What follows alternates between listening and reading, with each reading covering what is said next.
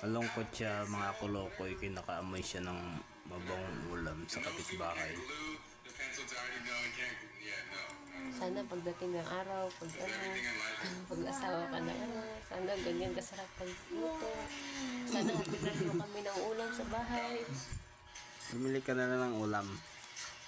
Bigyan kita ng 100. Ulam ng 100. Kung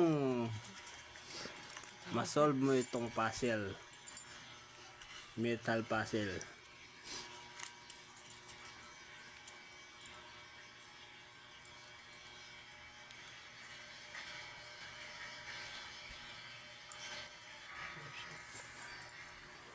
Pag nasolve ko to, huwag kang kumain ha.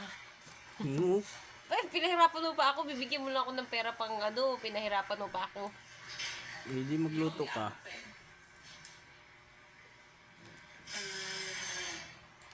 Ayaw mo na 100, hindi magluto ka. Balance this pencil on the end of this pencil without it falling, and I will give you $100. Right? Dapat may oras pala yan eh. Girl, good for it. I gotta go to the bank anyway.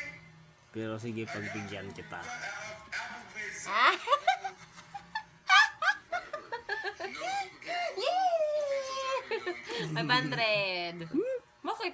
100 lang. Hirap na hirap ako. Bumili ka ng ulam. Ikaw bumili na. Bumili ka ulam.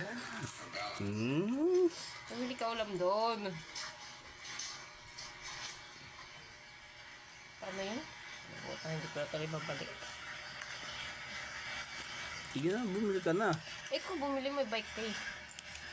Gamitin mo yung sasakyan doon. Gamitin mo yung sasakyan.